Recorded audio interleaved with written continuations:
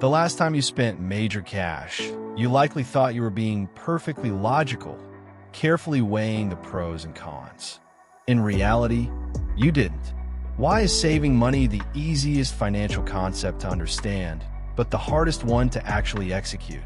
Every year, millions of people vow to build an emergency fund, cut back on spending, and finally accumulate real wealth. We make grand promises to ourselves on New Year's Eve or on the first day of a brand new month. Yet, according to data, the vast majority of adults couldn't cover a minor crisis without going into debt. If an unexpected $400 emergency expense hit right now, most people would have to slide it onto a credit card. The problem here isn't that you don't earn enough money, and it's certainly not that you don't understand basic addition and subtraction. The problem is that your brain views the literal act of saving money as an immediate psychological punishment. When you tell your brain, "I'm going to save $200 from this paycheck," your conscious mind thinks about safety. But deep in your subconscious, your brain feels an entirely different emotion: pain. Evolutionary biology designed human beings to prioritize immediate survival and short-term instant dopamine loops over abstract future rewards. Thousands of years ago, if our ancestors found a fruit tree, eating every single piece of fruit immediately was the logical survival strategy. Storing it for later meant it would rot or get stolen by a rival tribe. We are wired to consume what is in front of us. So, when you transfer money to a savings account, your subconscious doesn't see future financial security. It sees an immediate deprivation of a pleasure you could be experiencing right this second. It feels like a loss. Today, we are opening up the blueprint to completely override your ancient biology.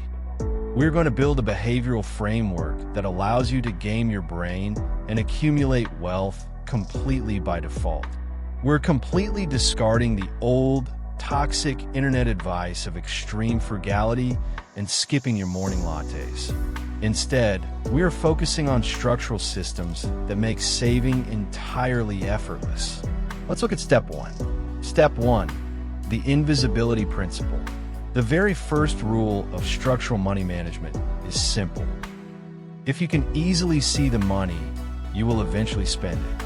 Most people attempt to build their savings by leaving their extra cash sitting right inside their primary checking account.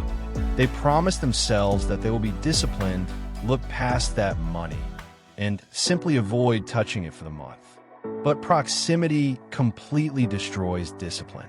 Every single time you log into your mobile app to check your balances, your primitive brain registers that total number as available fuel for immediate lifestyle consumption.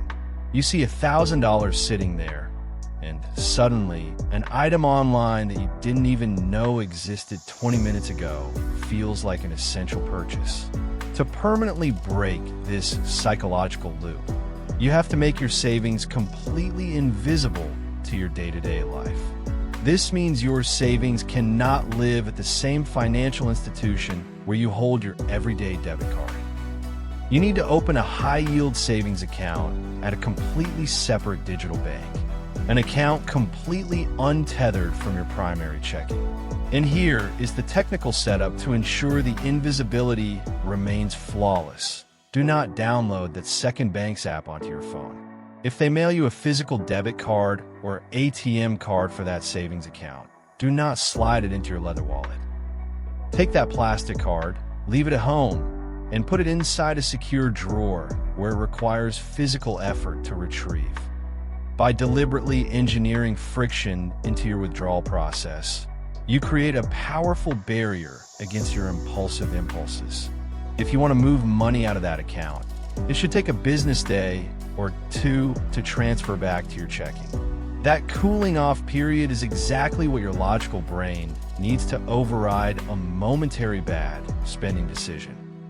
When you remove the visual trigger of seeing a high cash balance every morning, you stop fighting temptation because the temptation is no longer there. Your checking account balance now reflects exactly what you are safely allowed to spend, keeping your survival money protected.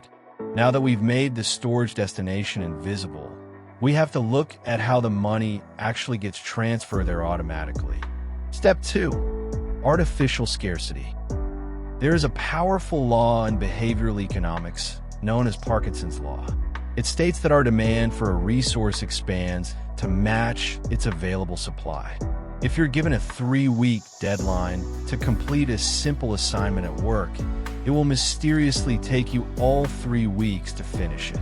If you have exactly $1,000 sitting inside your primary checking account, you will subconsciously find a way to absolutely need all $1,000. Your brain effortlessly adjusts your perception of what is a necessity based entirely on what is currently floating around your wallet. This is exactly why waiting until the very end of the month to save whatever cash is left over is a completely broken strategy.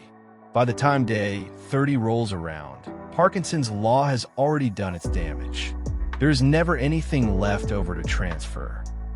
To beat this law, we must flip the equation completely on its head using a framework called artificial scarcity. The moment your payroll processing hits on payday, you must force your savings out of your account before your conscious mind can interact with it. You can easily do this by logging into your employer's HR or payroll portal and utilizing their split deposit feature. You tell the system to automatically route a fixed percentage, say 10 or 20%, directly to that invisible bank account we set up. The remaining 80% lands in your primary checking account as your official net pay. This is the ultimate psychological trick, because your conscious brain only ever sees the smaller number. It immediately recalibrates its spending expectations to match that specific boundary. You will organically cut back on minor, frivolous expenses because the account balance tells your subconscious that money is scarce. Meanwhile, in the background, your financial fortress is expanding rapidly without you ever having to exert a single ounce of manual willpower. Step 3. The emergency cap. Now, as powerful as this automated architecture is, there's a dangerous trap on the opposite side of the spectrum. Saving cash without a defined terminal boundary isn't strategic building, it's just hoarding. It is letting fear completely dictate your financial blueprint. Cash is not an asset designed to grow your wealth. Cash is a defensive tool designed to provide peace of mind during a storm. You must calculate your absolute bare minimum monthly survival costs: rent, baseline groceries, and essential utilities. Multiply that number by exactly 3 to 6 months.